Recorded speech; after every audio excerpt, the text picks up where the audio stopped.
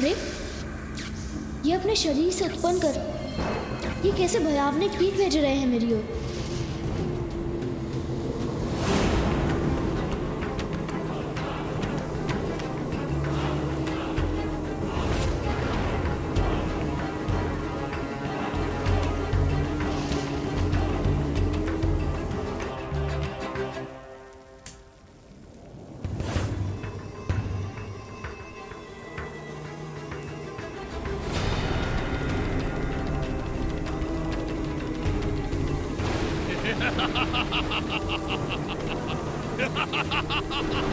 अब तो इनकी ध्वनि से मुझे कुछ सुनाई भी नहीं दे रहा है। मुझे चारों ओर से घेर क्यों लिया इन्होंने? ये क्या हो रहा है? इसे अभी रोकती हूँ।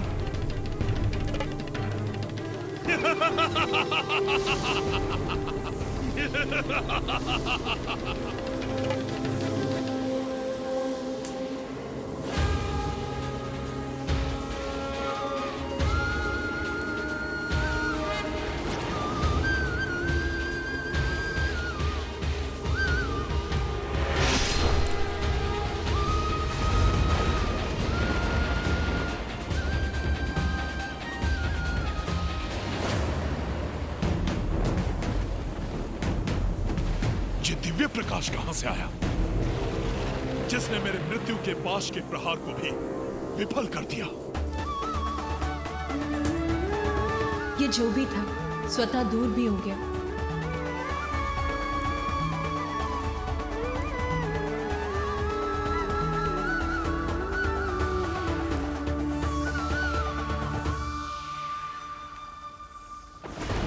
बस अब तो मृत्यु भी मुझसे पराजित हो गई।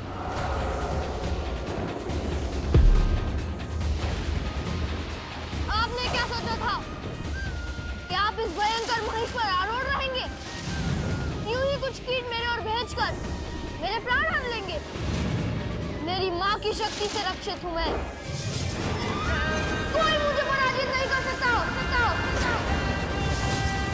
बालक, मृत्यु तो तुम्हारी अवश्य होगी और अभी होगी।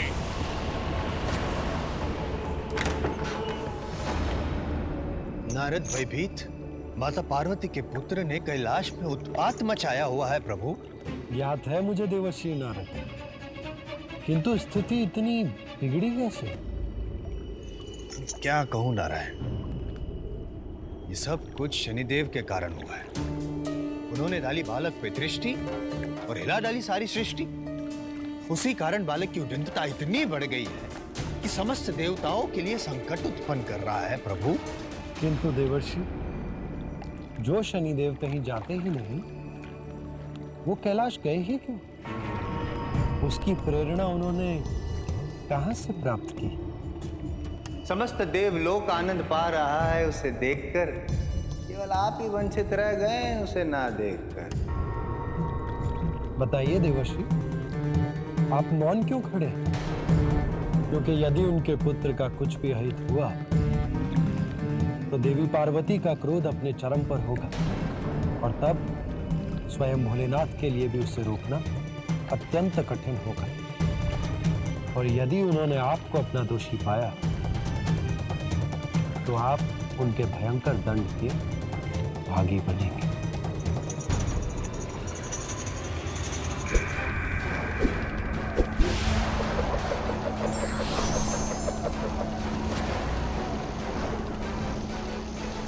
उद्दंड बालक, मेरे पाश का प्रहार कभी विफल नहीं होता। ओह, इन्होंने तो बांध लिया मुझे। अब तुम्हें मेरी शक्ति का ज्ञान होगा बालक।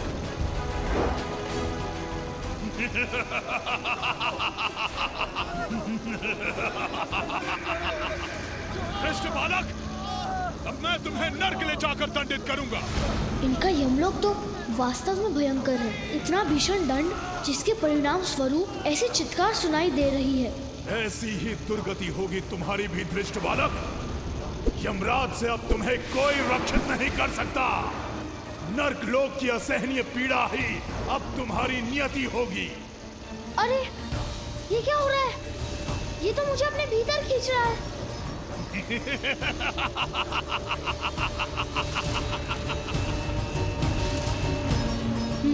मैंने शीघ्र कुछ ना किया तो ये खींचकर अपने यमलोक ले जाएंगे मुझे।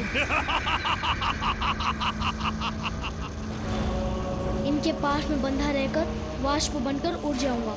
कितना भयंकर दृश्य है ये बालक यमराज का दंड कैसे सहेगा?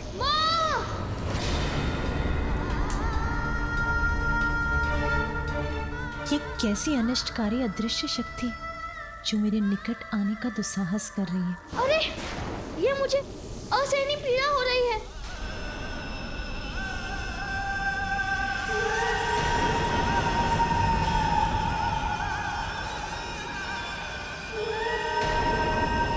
ये कौन सी शक्ति है जो इस आकृति के रूप में यहाँ उत्पन्न हो रही है?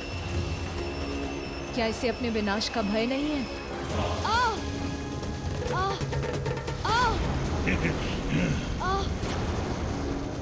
आप चिंता मत कीजिए माँ, मैं भवन के द्वार की रक्षा करूंगा। मैं आपकी सेवा करने ही तो आया हूँ ना माँ।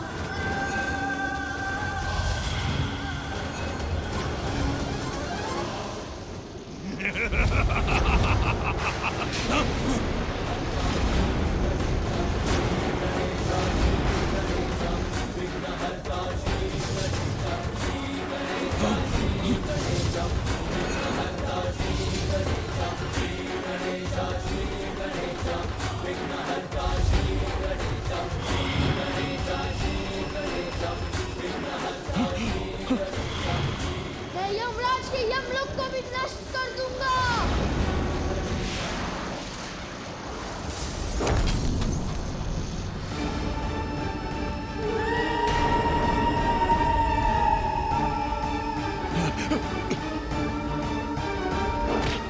देखिए यमराज, अब आपको भी ज्ञात हो गया होगा कि आप मुझे नहीं रोक सकते। मेरे पाश से मुक्त कैसे हुआ ये? अच्छा हुआ ये आकृति अपने आप ही मिट गई। मिटा दूंगा माँ के आदेश के पालन में आए प्रत्येक अवरोध को। यमराज, मैं आपको आपके इस महिष से बांध दूंगा।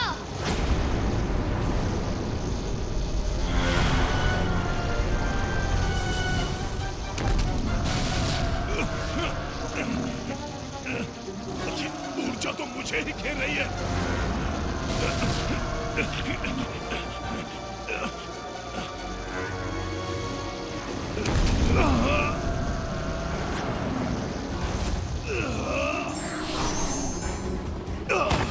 यमराज!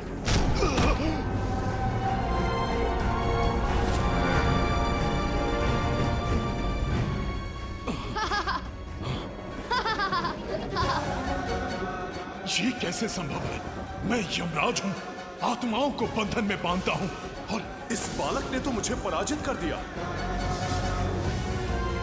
यमराज को भी पराजित करने वाले इस असाधारण बालक से हमारी रक्षा कौन कर सकता है?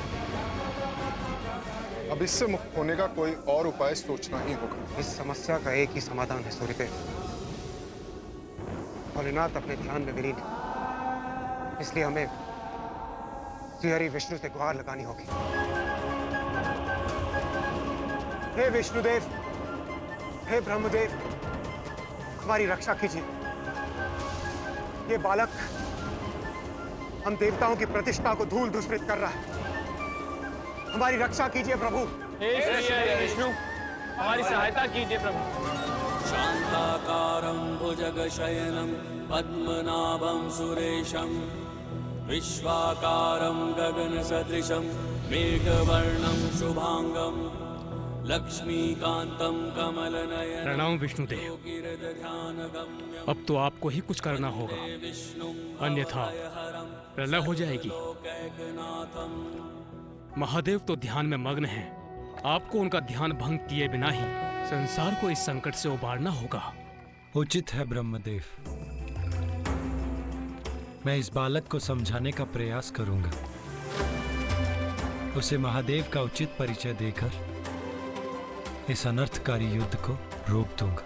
मैं भी आपके साथ चलता हूँ विष्णुदेव, तो हमें और विलंब नहीं करना चाहिए। चलिए प्रभु।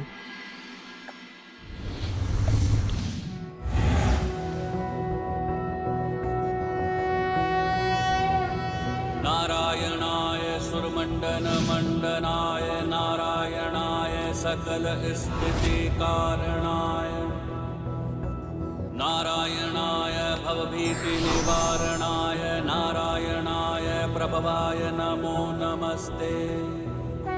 अत्यंत अद्भुत है ये दृश्य। ये तो अन्य सभी से भिन्न दिखाई दे रहे हैं। इतने अद्भुत, ये कौन है?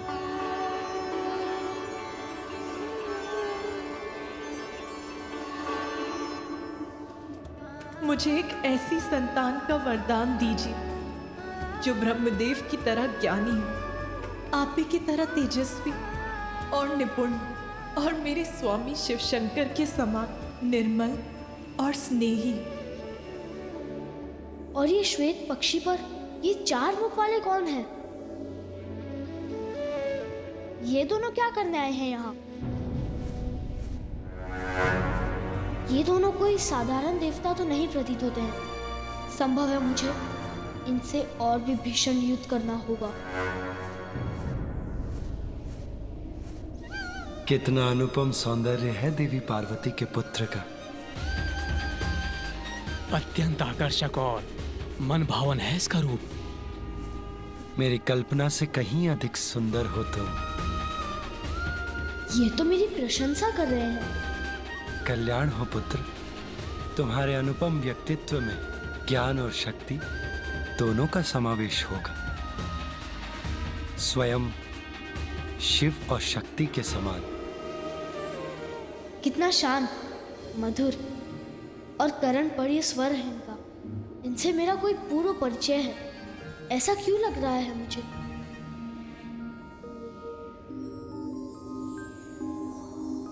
किंतु मुझे सचेत रहना होगा। कहीं ये भी मुझे बहलाकर भीतर जाने का प्रयास तो नहीं कर रहे हैं। कितना अच्छा होता यदि तुम अपना अहंकार त्याग कर स्वयं को पहचान पाते, ये जान पाते कि महादेव कौन है जिन्हें तुम रोक रहे हो। अच्छा, अब समझा कि आप मुझे इतने आशीष क्यों दे रहे थे। बालक समझकर मुझे अपनी प्रशंसा से बहलाने का प्रयास कर रहे हैं।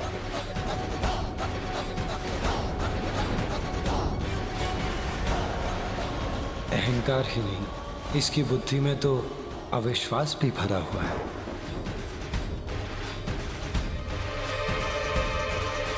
जो तुम कर रहे हो उसका कोई ना कोई कारण तो तुम्हारे पास अवश्य होगा, किंतु महादेव को भीतर जाने से रोकना उचित नहीं है। उन्हें जाने दो। बस बस बस।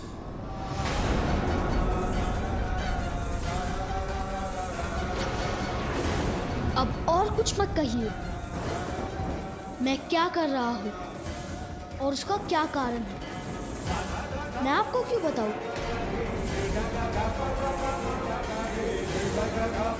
और वो कौन है, भीतर क्यों जाना चाहते हैं, ये मुझे कुछ नहीं सुनना। इतना हठ उचित नहीं है पुत्र। हम तुमसे बड़े हैं, हमारा कहा मानना तुम्हारा कर्तव्य है। पुत्र, तुम्हारे शुभ चिंतक हैं हम, इसीलिए तुम्हें समझाने का प्रयास कर रहे हैं। व्यक्ति का हट उसके विनय को हर लेता है, और जहां विनय नहीं वहां विनाश अवश्य होता है। इसलिए अपना हट त्याग दो, अन्यथा उसका अवश्य ही कोई भारी दुष्परिणाम होगा। हम तुम्हारा हित चाहते, तुम्हें कोई हानि नहीं पहुंचाना चाहते। अच्छा, सच? आप मुझे हानि नहीं पहुंचाना चाहते?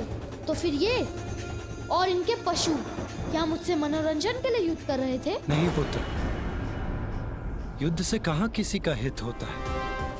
युद्ध तो सदैव बुराई का अंत करने का अंतिम उपाय होता है, किंतु युद्ध तो व्यक्ति को अपने भीतर बसे अहंकार और क्रोध से करना चाहिए। यदि सभी ऐसा करें तो युद्ध स्वतः ही टल जाएगा। और यदि तुम भी अपनी बातों से मुझे भ्रमित मत कीजिए। ये युद्ध अवश्य टल जाता यदि आप और आपके कृपा पात्र मेरे कारण कार्य में विघ्न नहीं डालते और मुझे अकेला छोड़ देते। सुनो पुत्र, इस समय एक ही बात महत्वपूर्ण है कि तुम अपना हट त्याग कर महादेव को भीतर जाने दो। यदि तुम्हारी माता ये बात सुनेंगी कि तुमने महादेव को भीतर जाने से रोका है तो वो प्रसन्न नहीं होंगी। मेरी माँ को इस रिवाज में मत लाइए। इतने समय से सभी को यही समझा रहा हूँ कि मैं अपनी माँ की ही बात सुनता हूँ और उनका आदेश कदापि नहीं टल सकता। बस बालक,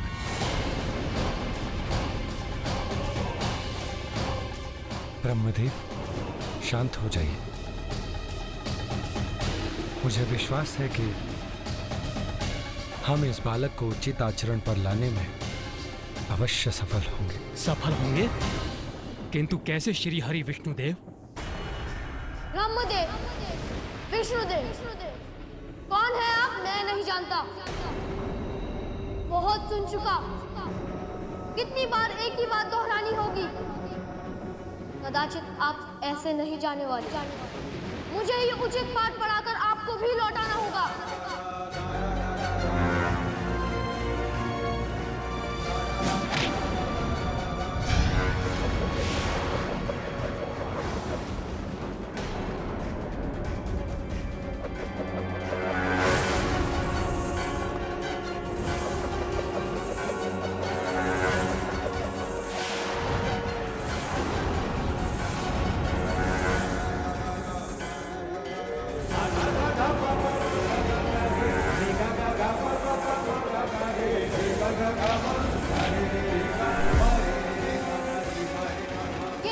सौभाग्य समझिए कि मेरे वार से बच गए।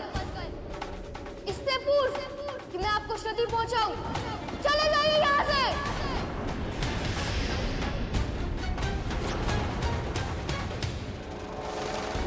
रुक जाओ बालक, हमसे व्यर्थ संघर्ष मत करो। मुझे जो करना है वो मैं करके ही रहूंगा। इससे पूर्व कि मैं अपनी माँ की आज्ञा का पालन करने के लिए इन देवताओं के समान आपसे भी युद्ध कर आपको पराजित कर दूं। चले जाइए यहाँ से। इस बालक का हठ इसका विवेक हर रहा है, इसीलिए हमारा भी अपमान कर रहा है।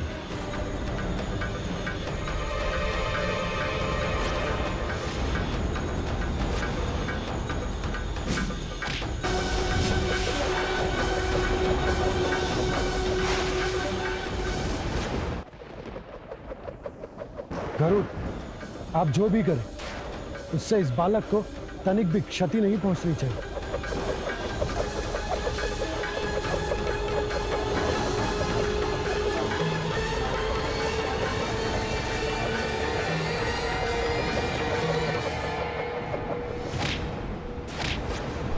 ये बालक क्यों नहीं समझ रहा है कि स्थिति अब नियंत्रण के बाहर जा रही है? मैं भी देखता हूँ मुझसे आपकी रक्षा कौन करता है।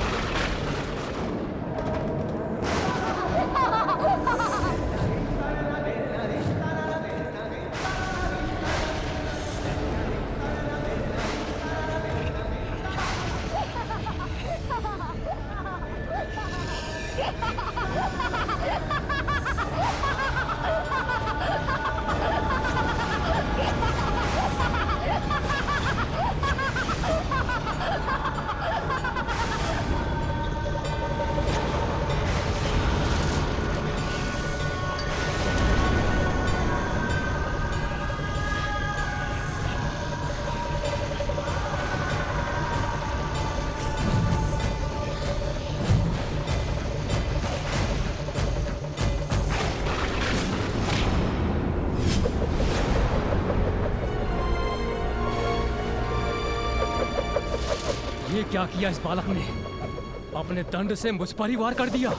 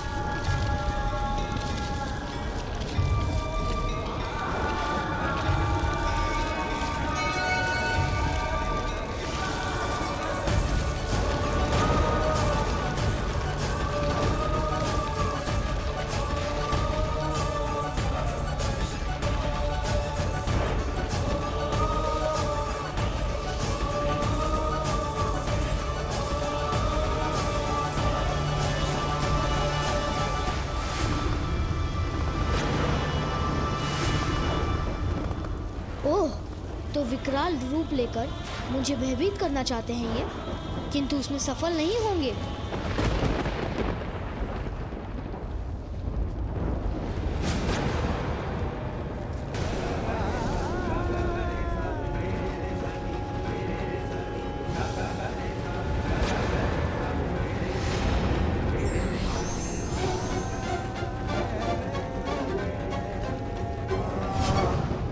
बस बस